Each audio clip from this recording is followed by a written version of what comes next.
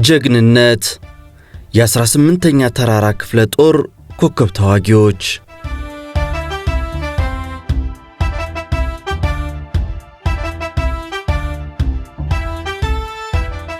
ውድ የኢትዮ ትዝታ ቤተሰቦች ለዛሬ ይዘንላችሁ የቀረብነው የ18ኛ ተራራ ክፍለ ጦር ኮከብ ተዋጊዎችንና የላቀ የጦር ሜዳ ጀብዱ ሜዳይ ተሸላሚዎችን ነው። ሕይወታቸውን ስለ ሀገራቸው ሲሉ በክብርና በኩራት መስዋዕት ያደረጉ ጀግኖች ኢትዮጵያውያን የ18ኛ ተራራ ክፍለ ጦር አባላትን እንመለከታለን። ያው በታሪክ በአብዮታዊ ጦር ሰራዊት ውስጥ 18ኛ ተራራ ክፍለ ጦር በጀግንነቱ የሚወሳ ነው። ከዛ ውስጥ ከጀግናም ጀግና የነበሩትን የተወሰኑ አባላቶችን ለዛሬ ይዘንላችሁ ቀርበናል። እስከ ፕሮግራማችን ፍጻሜ አብራችሁን ቆዩ።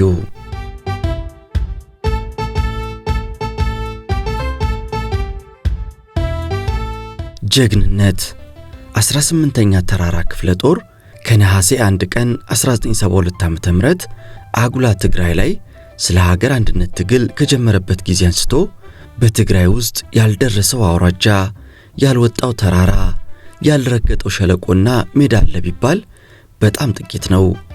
እዚያ የገጠማቸው ውጊያዎች ሁሉ የሰለጠነበትን የተራራ ውጊያ የተለማመደባቸው ነበሩ ማለት ይቻላል። ሁሉንም በጀግንነት አልፏቸዋል። በሚያዝያ ወር 1973 ዓ.ም በ36ኛ ተራራ ብርጌድ ቀዳሚነት፣ ከዚያም በህዳር ወር 1974 ዓ.ም ሙሉ ክፍለ ጦሩ የኤርትራን ምድር ከረገጠበት ጊዜ አንስቶ በሁሉም የኤርትራ አውራጃዎች በተለይም ከከረን እስከ ባረንቱ፣ ከከረን እስከ ናቅፋና አልጌና፣ ከከረን እስከ ቃሮራ እንዲሁም እስከ ጊንዳ ቀይ ባህር አውራጃ ደቀ መሐሪ ወይም ቱርክ ምሽግ ድረስ ከሻቢያ ጋር አንገት ለአንገት ተናንቀዋል። ሰው ያደርገዋል፣ ሰው ይታገሰዋል ተብሎ በማይገመት ጽናት ተአምር የሚመስሉ ብዙዎቹ የጦር ሜዳ ውሎች ተአምር ቢመስሉም የጀግንነት ተግባራት ፈጽሟል። ለዚህ አኩሪ ተግባሩም የላቀ የጦር ሜዳ ጀብዱ ሜዳይ ተሸላሚ ለመሆን በቅቷል። ምስክር በተባለው የአብዮታዊ ጦር ኃይሎች ዋናው ፖለቲካ አስተዳደር መጽሔት ልዩ እትም ላይ 1982 ዓ.ም እትም ላይ እንዲህ ተብሏል። በጦር ኃይላችን ታሪክ ውስጥ ለመጀመሪያ ጊዜ የጀብዱ ሜዳይ በመሸለም ግንባር ቀደም የታሪክ ምዕራፍ የከፈቱት ባለብዙ ገድል የሆነው ጀግናው አንበሳው 3ኛ ክፍለ ጦርና በወጣት ቁርጠኛ ተዋጊዎች የተገነባው የብረት አጥሩ 18ኛ ተራራ ክፍለ ጦሮች ናቸው በሚል ምስክርነት መላው ሕዝብ እንዲያውቀው ተደርጓል። በኢትዮጵያ ጦር ኃይል የውጊያ ታሪክ በተለይም ከ1967 ዓ.ም በኋላ ባለው የውጊያ ታሪክ ውስጥ ሁለቱ ክፍለ ጦሮች የጀብዱ ሜዳይ በመሸለም ቀዳሚ ቢሆኑም 1956 ዓ.ም ከሶማሊያ መንግስት ጋር በተደረገ ውጊያ 3ኛ ክፍለ ጦር በፈጸመው የጀግንነት ተግባር የኡጋዴን አንበሳ የሚል ስያሜ የጀግንነት አርማ ተሸላሚ በመሆን ብቸኛው ነበር። ከ19 ዓመታት በኋላ ደግሞ ጳጉሜ 5 ቀን 1975 ዓ.ም ይሄው አንበሳው 3ኛ ክፍለ ጦርና 18ኛ ተራራ ክፍለ ጦር ሽልማቱን ተቀዳጁ።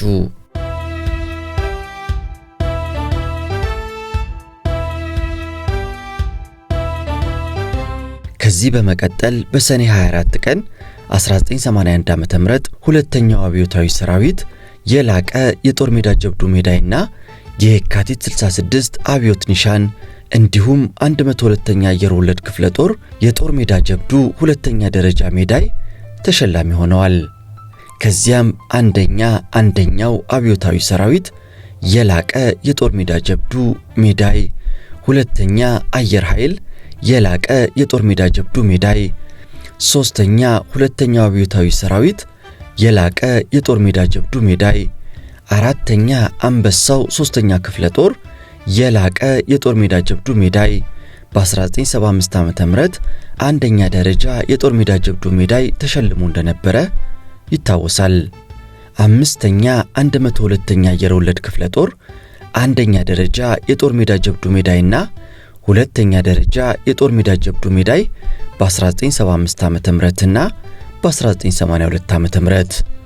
ስድስተኛ 16ኛ ሰንጥቅ ሜካናይዝድ ብርጌድ ሁለተኛ ደረጃ የጦር ሜዳ ጀብዱ ሜዳይ፣ ሰባተኛ 18ኛ እግረኛ ብርጌድ ሁለተኛ ደረጃ የጦር ሜዳ ጀብዱ ሜዳይ፣ ስምንተኛ 6ኛ ሜካናይዝድ ብርጌድ ሁለተኛ ደረጃ የጦር ሜዳ ጀብዱ ሜዳይ በታህሳስ 7 ቀን 1982 ዓ.ም ተሸልመዋል። ይህንኑም በክፍል መለያ አርማቸው ላይ አትመው እንዲይዙት ተፈቅዶላቸዋል። አንድ የጦር ክፍል ጀግና የሚል ስያሜ የሚያገኘው በጠገጉ የሚገኙ ክፍሎች ጀግና ሲሆኑ ነው። በዚህ ተዋረድ የበታች አካላት ጀግና የሚሆኑት በታችኛው ክፍል ከ9 እስከ 12 የሚደርስ የሰው ኃይል ያለው አካል የፈጠሩት ወታደሮች ለአንድ ወታደር ግዴታው ከሆነው አስበልጠው የሰሩ የተጋፈጡ እንደሆነ ነው። የነዚህ ቆራጥ ወታደሮች ተጋድሎ ያስገኘው ድል ክፍለ ጦሩን ከዚያም አልፎ የሀገሪቱ ሰራዊት ግንባሩን ማይታጠፍ ጀግና ያስብሉታል። የ18ኛ ተራራ ክፍለ ጦር ግንባር አይታጠፌነት ዋና መልህቅ በጀግንነት ተዋግተው የተሰዉ የቆሰሉና ግዳጃቸውን በአግባቡ የፈጸሙ ተራ ወታደሮች፣ የበታች ሹማምንትና መስመራዊ መኮንኖች ቆራጥ አመራር የሰጡ አዛዦች ናቸው። በእነርሱ አኩሪ ተጋድሎ የላቀ የጦር ሜዳ ጀብዱ ሜዳይ ተሸላሚ ለመሆን በቅቷል። ጄኔራሎችና ብዙዎቹ ከፍተኛ የጦር መኮንኖች ደረታቸው በሜዳይ አንገታቸው በኒሻን የሚያሸበርቀውና ስመጥር የጦር መሪ የሚባሉት ከወታደራዊ ጥበባቸውና የአመራር ብቃታቸው በላይ በእነዚህ ባልታወቁ ወታደሮችና የበታች ሹሞች ጀግንነትና መስዋዕትነት ነው። የጄኔራሉ ዝና ሲወሳ የሺህ ወታደሮች አጽም በመቃብር ውስጥ መኖሩ ሐቅ ነው እንዲሉ ከዚህ አንጻር 18ኛ ተራራ ክፍለ ጦር የላቀ የጦር ሜዳ ጀብዱ ሜዳይ ተሸላሚ መሆኑ ታሪክ ሲወሳ ጀግናው የብረት አጥሩ ያስባሉት አባሎቹ ተጋድሎና ሰማዕትነት መወሳቱ ግድ ይሆናል። በውስጡ አንድ የላቀ የጦር ሜዳ ጀብዱ ሜዳይ፣ 26 የጦር ሜዳ ጀብዱ ሜዳይ አንደኛ ደረጃ፣ 15 የጦር ሜዳ ጀብዱ ሜዳይ ሁለተኛ ደረጃ፣ 4 የጦር ሜዳ ጀብዱ ሜዳይ ሶስተኛ ደረጃ ተሸላሚዎች እንዲሁም 1200 ኮከብ ተዋጊ ተብለው የተሰየሙ ጀግኖች ነበሩ። ከሜዳይ ተሸላሚዎች ውስጥ የጥቂቶቹን አጭር ሕይወት ታሪክና ሁሉንም ደግሞ በስም ዝርዝር መጥቀስ ተገቢ ይሆናል። ጀግና የሞተ እንደው ያዝንለት አያጣ፣ አሞራ እንኳን ወርዶ ፊቱን ነጭቶ ወጣ።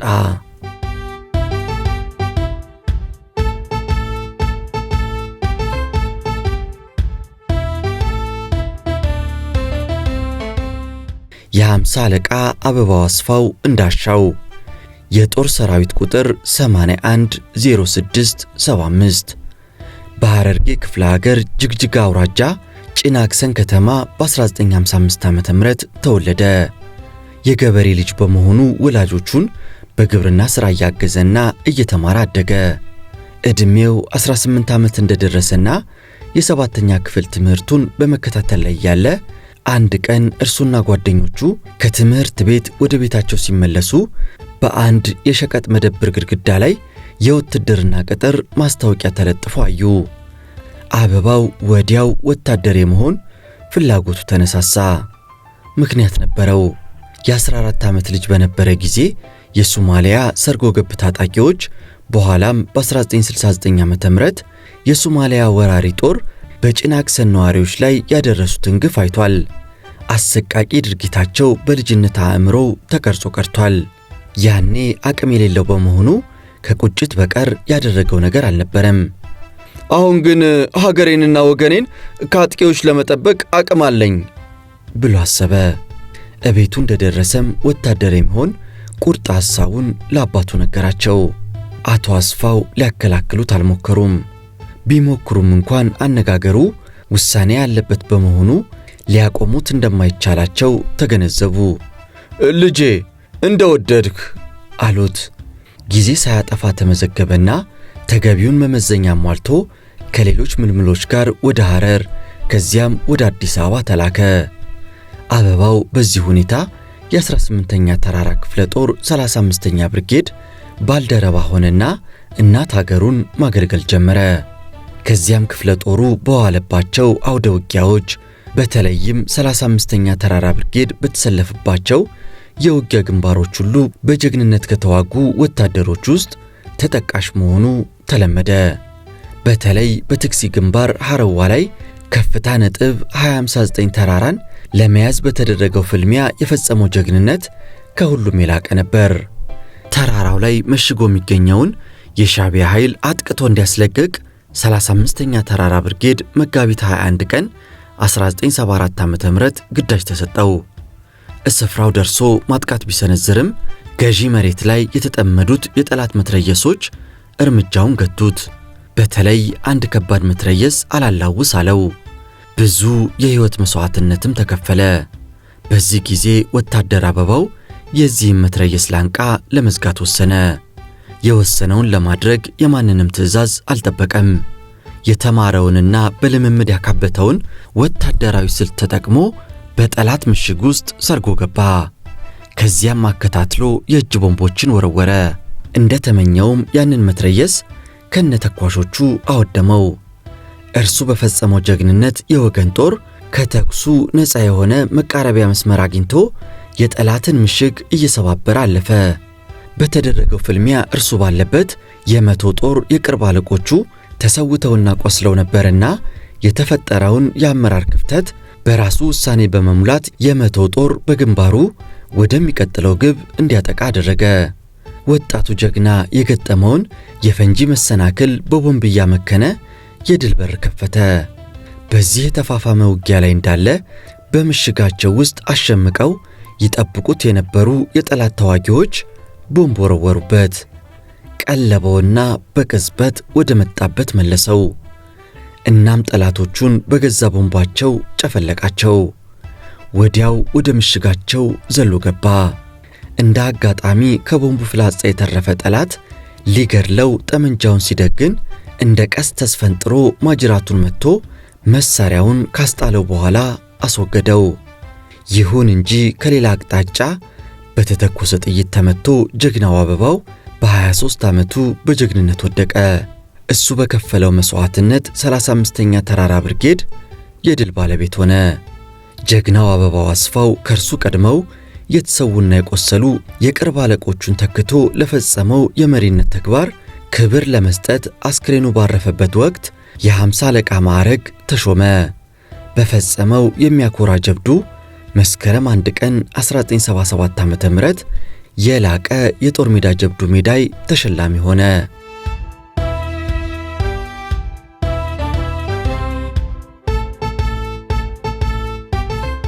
ወታደር ሰይድ ሁሴን የሱፍ የጦር ሰራዊት ቁጥር 81 36 96 የትና መቼ እንደተወለደ እንዴት እንዳደገ የሚነግረን መረጃ አልተገኘም።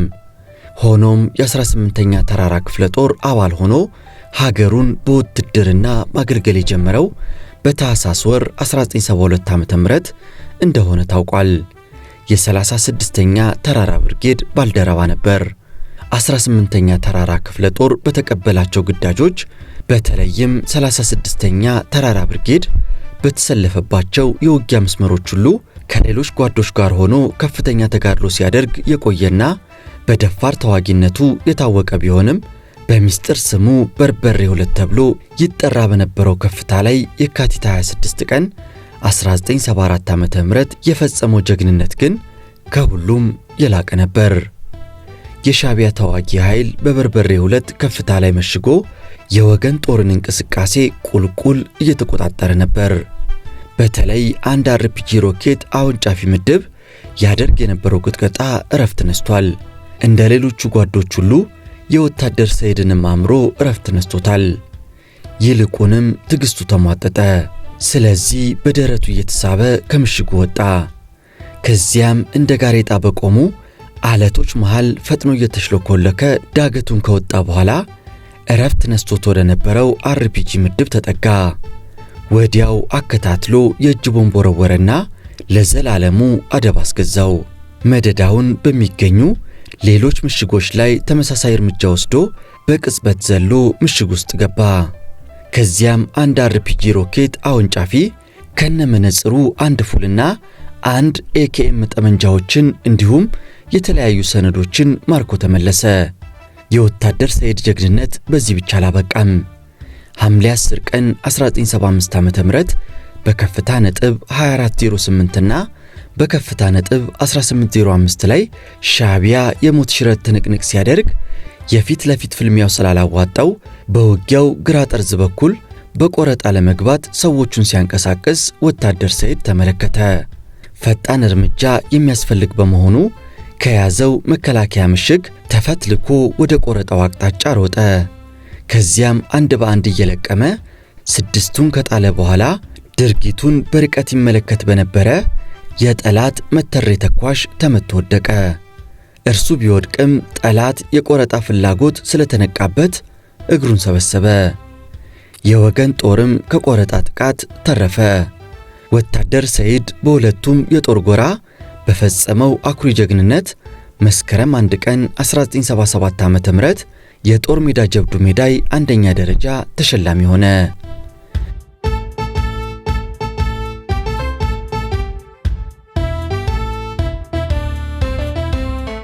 ምክትል 10 አለቃ ምትኩ አባተ የጦር ሰራዊት ቁጥር 816406 ከወይዘሮ አቱቤ ቶሎሳና ከአቶ አባተ ቂጤሳ በወለጋ ክፍለ ሀገር ነቀምት ጉታጊዳ በተባለ ስፍራ በ1954 ዓ.ም ተወለደ። አባቱ ቤተሰባቸውን የሚያስተዳድሩት በቀን ሰራተኝነት በሚያገኙት ገቢ ነበር። እርሱም በዚሁ ሥራ እየተሰማራ አቅሙ የፈቀደውን ያህል ወላጆቹን እያገዘ አደገ። በዚህ የተነሳ ከማንበብ መጻፍ የዘለለ ትምህርት ለመቅሰም እድል አላገኘም። ለአካለ መጠን በደረሰ ጊዜም የወላጆቹን የኑሮ ሸክም ማቅለልና ራሱን የመቻል ፍላጎት ስላደረበት በአንገር ደደሳ የመንግስት እርሻ ልማት ውስጥ ተቀጥሮ በእርሻ ወዛደርነት ራሱን መርዳት ጀመረ። በዚህ ሁኔታ ላይ ያለ በአካባቢው የውትድርና ምልመላ እየተካሄደ መሆኑን በማየቱ ፍላጎቱ ወደዚያው አዘነበለና በታህሳስ ወር 1972 ዓ.ም ከምልምሎቹ አንዱ ለመሆን በቃ። ከዚያም የ18ኛ ተራራ ክፍለ ጦር 37ኛ ብርጌድ ባልደረባ ሆነ። ምትኩ አባተ በሥራ የፈረጠመና ዘለግ ያለ ተክለሰውነት ያለው ነው። የማድረግ ተነሳሽነቱና ፈቃደኛነቱ በማንኛውም ጊዜና ሁኔታ የተሰጠውን ግዳጅ በውጤት ለመወጣት አስችሎታል። ስለዚህም 37ኛ ተራራ ብርጌድ በተሰለፈባቸው የውጊያ መስመሮች ሁሉ ከጓደኞቹ ጋር ሆኖ አኩሪ ተግባር በመፈጸም የታወቀ ነበር። በሃልሃል ግንባር ጠላት የያዘውን ገዢ መሬት ማስለቀቅ አስፈላጊ ሆኖ ስለተገኘ 37ኛ ተራራ ብርጌድ በየካቲት 7 ቀን 1974 ዓ.ም ግዳጅ ተሰጠው። ሆኖም የጠላት መትረየሶች መጠጊያ መስመሩን ዘግተው ቀስፈው ያዙት።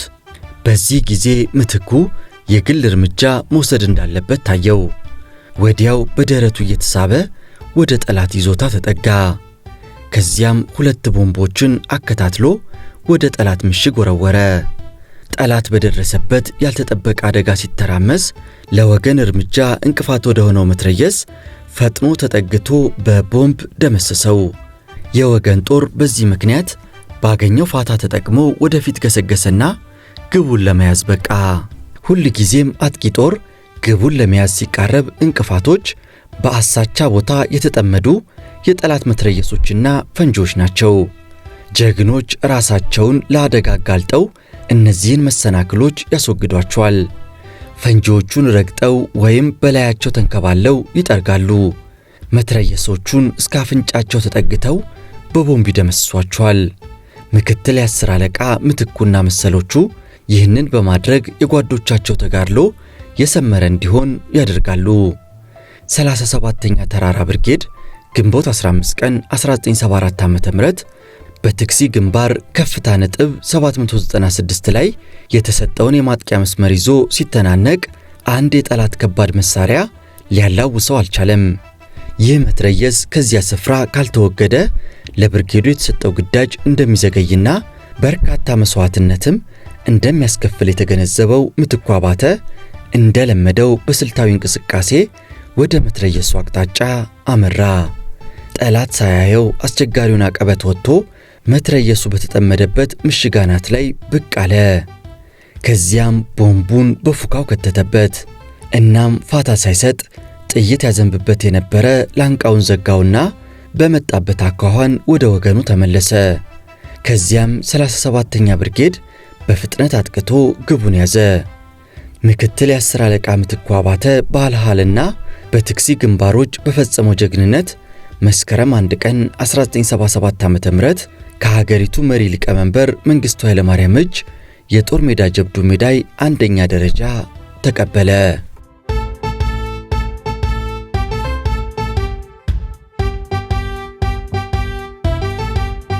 ወታደር ንጉሴ ንጋቱ የጦር ሰራዊት ቁጥር 819991 በሸዋ ክፍለ ሀገር ተጉለትና ቡልጋ አውራጃ በ1954 ዓ.ም ተወልዶ አደገ። የአንደኛ ደረጃ ትምህርቱን እንዳጠናቀቀ ሀገሩን በውትድርና ሙያ ለማገልገል ወስኖ በታህሳስ ወር 1972 ዓ.ም የ18ኛ ተራራ ክፍለ ጦር ከዚያም 38ኛ ተራራ ብርጌድ ባልደረባ ሆነ።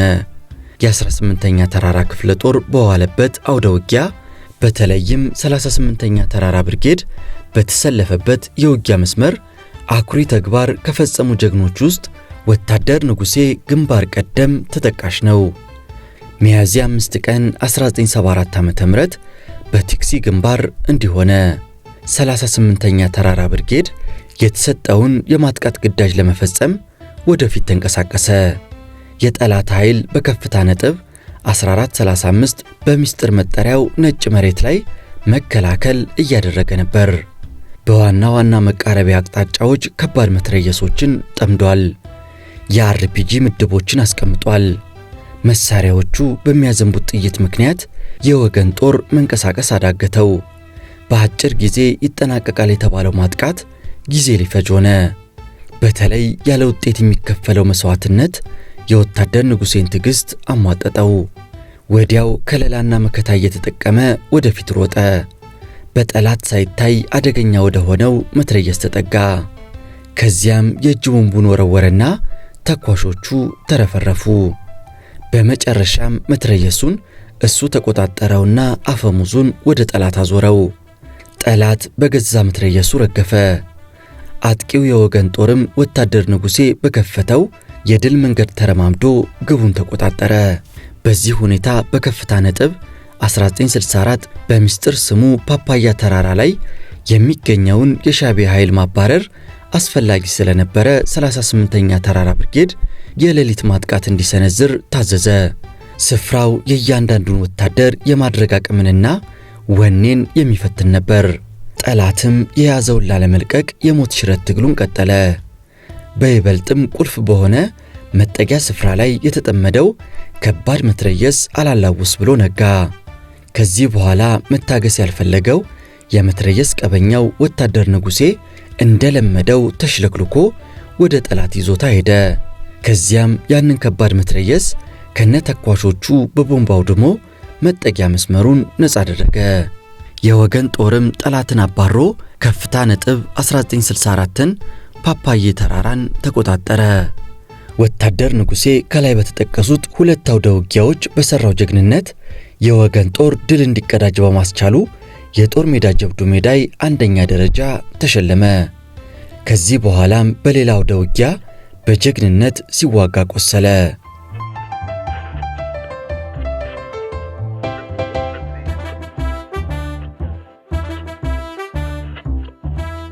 ወታደር ጌታ ብቻ መኮንን የጦር ሰራዊት ቁጥር 820356 በሸዋ ክፍለ ሀገር ሰበታ ወረዳ በ1955 ዓ.ም ተወልዶ አደገ።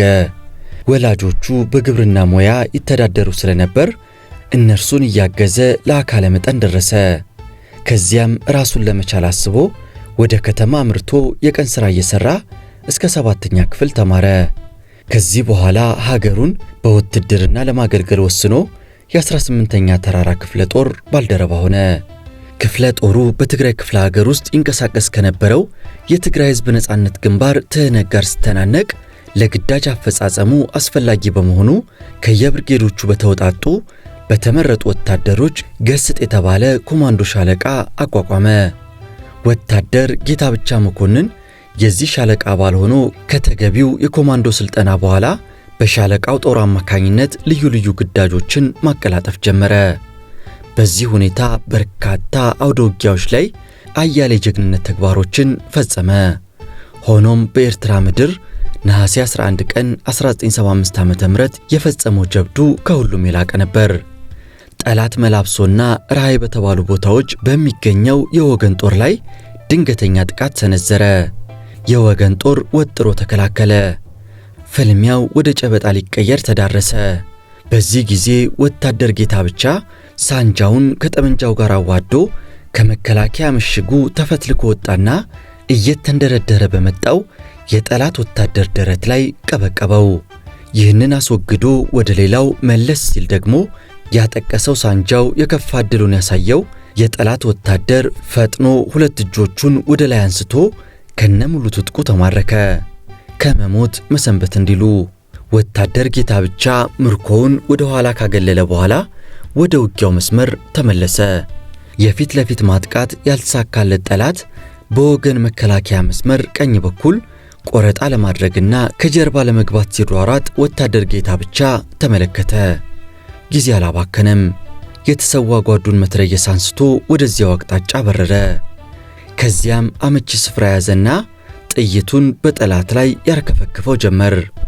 ከዚያም ለቆረጣ እየተንደረደረ ለነበረው ኃይል የተኩስ ሽፋን በመስጠት ላይ ያለውን መትረየስ ተኳሽ ገድሎ ዝም አሰኘው። በመጨረሻም ጠላት የቆረጣ ሩጫውን ትቶ ወደ ኋላ ተመለሰ። የወገን ጦር የመከላከል ውጊያውን ወደ ማጥቃት ለውጦ ጠላትን አርቆ አባረረው። ወታደር ጌታብቻ በፈጸማቸው ተደጋጋሚ የጀግንነት ሥራዎቹ የጦር ሜዳ ጀብዱ ሜዳይ አንደኛ ደረጃ ከሀገሪቱ መሪ ሊቀመንበር መንግስቱ ኃይለማርያም እጅ ተሸለመ።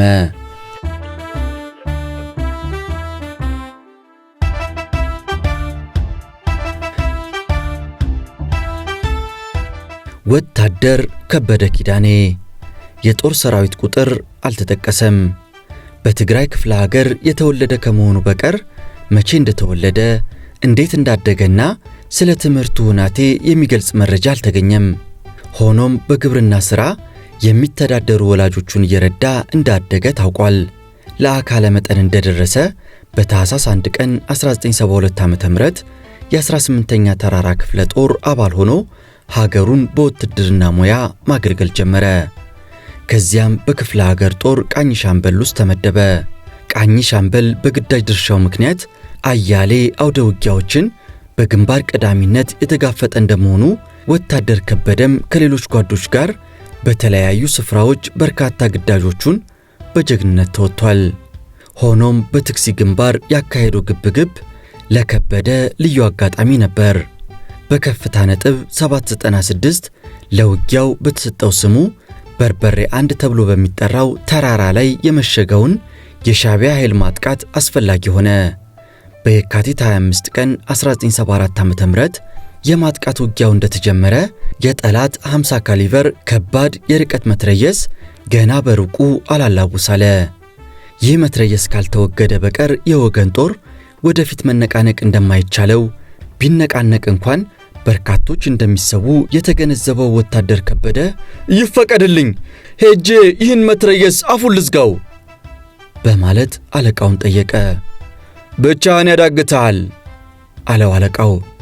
አብረውኝ የሚሆኑ ፈቃደኛ ጓዶች አላጣም፣ ብቻዬን ብሆንም አደርገዋለሁ በማለት ከባድ ቁርጠኝነቱን ተናገረ። እንግዲያውስ ቀጥል በማለት አለቃው ፈቀደለት። ከበደ ወዲያው እርሱና 4 ፈቃደኛ ጓዶቹ ሆነው ወደ ጠላት ይዞታ አመሩ። ጠላት ሳያያቸው መትረየስ ወደ ተጠመደበት ምሽግ ደረሱ። ጠላት አይቶኝ ተኩስ የሚከፍትብኝ ከሆነ እዚህ ሆናችሁ የተኩስ ሽፋን ስጡኝ ብሎ ለጓዶቹ ከነገራቸው በኋላ ብቻውን ወደ ምሽጉ ተጠጋ። ከዚያም አከታትሎ የእጅ ቦምብ ወረወረና የመትረየሱን ተኳሽና ረዳቶቹን አረገፋቸው። ወዲያው ዘሎ ወደ ምሽግ ውስጥ ገባ። ከአንድ የጠላት ወታደር ጋር እጅ በእጅ ግብ ገጠመ። ወዲያው አስወገደውና ወደ ሌላ ምሽግ ተራመደ። እዚያ ላይ ጠላት ባዘነበው የርብርብ ተኩስ የጀግናው ሕይወት አለፈች። ወታደር ከበደ በፈጸመው ጀግንነትና በከፈለው መስዋዕትነት አጥቂው የወገን ጦር ወደፊት መራመድ ችሎ ግቡን ለመያዝ በቃ። እርሱ በሕይወት ባይኖርም ስለፈጸመው ጀግንነት የጦር ሜዳ ጀብዱ ሜዳይ አንደኛ ደረጃ ተሸላሚ ሆነ።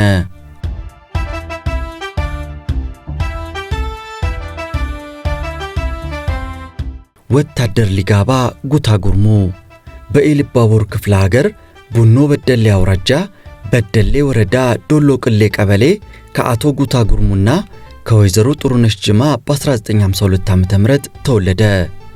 እድሜው ለትምህርት እንደደረሰ በራስ ተሰማናዶ ትምህርት ቤት ገብቶ የአንደኛ ደረጃ ትምህርቱን አጠናቀቀ። የሁለተኛ ደረጃ ትምህርቱን ደግሞ በበደሌ ሁለተኛ ደረጃ ትምህርት ቤት በመከታተል ላይ እንዳለ ሀገሩን በውትድርና ለማገልገል ፍላጎቱ ሆነና በ1972 ዓ.ም ተመልምሎ የ18ኛ ተራራ ክፍለ ጦር አባል ሆነ። ከዚያም በ35ኛ ተራራ ብርጌድ ውስጥ ተመድቦ ብርጌዱ በዋለባቸው የጦር ግንባሮች ሁሉ በጀግንነት ከተዋጉ ባልደረቦቹ ጋር አኩሪ ተግባር ፈጽሟል። በ1974 ዓ.ም በተካሄደው የቀይ ኮከብ ዘመቻ በቲክሲ ግንባር እየተዋጋ የነበረውን አንበሳው 3ኛ ክፍለ ጦርን ለማጠናከር እርሱ ያለበት 35ኛ ተራራ ብርጌድ በርበሬ 1 እና በርበሬ 2 በተባሉ ከፍታዎች በኩል ወደ ውጊያው መስመር ገባ። ብርጌዱ በተሰጠው የውጊያ መስመር ላይ ጠንክሮ እየተከላከለ እንዳለ በተለይ ወታደር ሊጋባ ያለበት 352ኛ ሻለቃ በተሰለፈበት በርበሬ 2 ወይም ከፍታ ነጥብ 1702 ላይ የተጠመደ መትረየስ ችግር ፈጠረበት።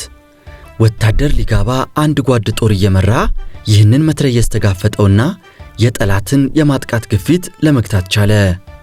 ይሁን እንጂ የመከላከል ውጊያው አስከፊ የሆነ በመምጣቱ መትረየሱም በሚያወርደው የጥይት ዶፍና በሚወረወረው የእጅ ቦምብ የሚመራቸው ወታደሮች በመሞትና በመቁሰል ከውጊያ ውጪ በመሆናቸው እርሱ ብቻውን ቀረ።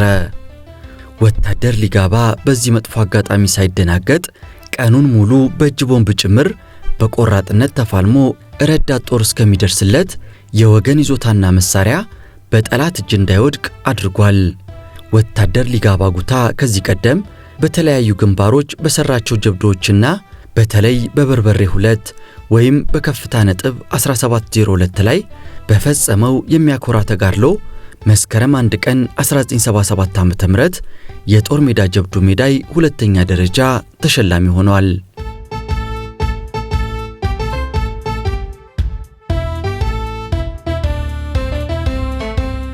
የሜዳይ ተሸላሚ ጀግኖች አንደኛ የ50 አለቃ አበባው አስፋው የላቀ የጦር ሜዳ ጀብዱ ሜዳይ፣ ሁለተኛ ወታደር ተስፋዬ አባድር የጦር ሜዳ ጀብዱ ሜዳይ አንደኛ ደረጃ።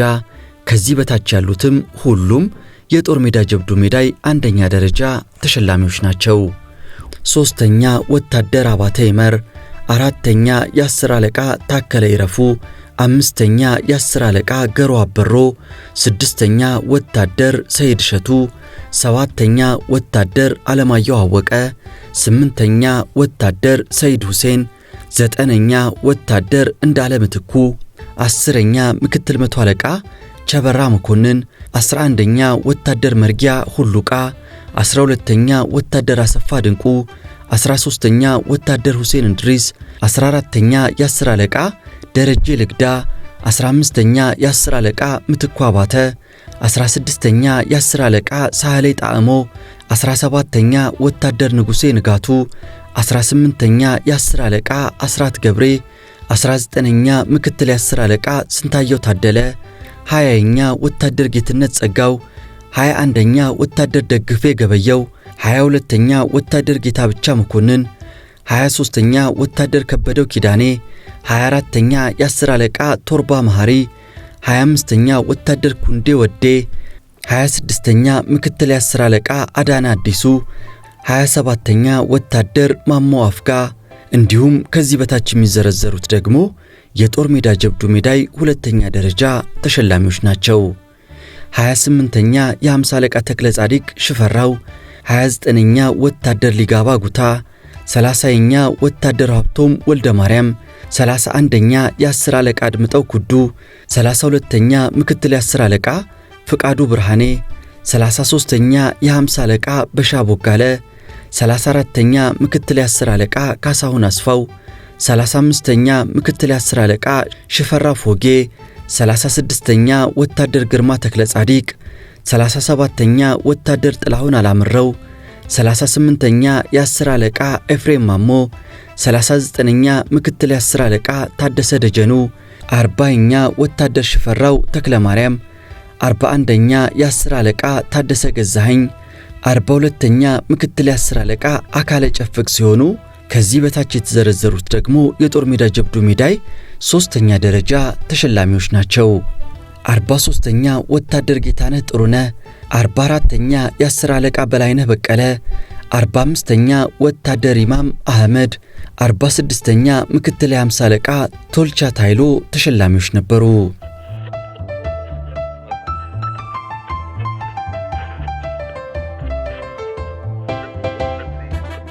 ውድ የኢትዮ ትዝታ ቤተሰቦች እነዚህ ከላይ የዘረዘርናቸው ስለ ሀገራቸው መስዋዕትነትን የከፈሉ ጀግኖች የኢትዮጵያ ልጆች ናቸው። ከዘረዘርናቸው ጀግኖች ውስጥ የምታውቋቸው ወታደሮች ካሉ ጻፉልን። ከተዘረዘሩት ውስጥም በሕይወት ካላችሁ ጻፉልን። ለመሆኑ የ18ኛ ተራራ ክፍለ ጦር ጀግኖች ወታደሮችን እንዴት አያችኋቸው? በሐሳብ መስጫው ላይ ሐሳባችሁን ንገሩን። የ18ኛ ተራራ ክፍለ ጦር አባሎች ካላችሁም በውስጥ ጻፉልን። ታሪኩን ያገኘነው የተራራው መብረቅ ከሚለው በጸሐፊ ገስት ተጫኔ ከተጻፈው መጽሐፍ ላይ ነው። እኛም ለታሪክ ማስታወሻነት እንዲሆነን ለዛሬ ይዘንላችሁ ቀረብን። ለዛሬ አበቃን። በቀጣይ በአዲስ ታሪክ እንገናኝ። ይህም የኢትዮጵያ ታሪክ ነው።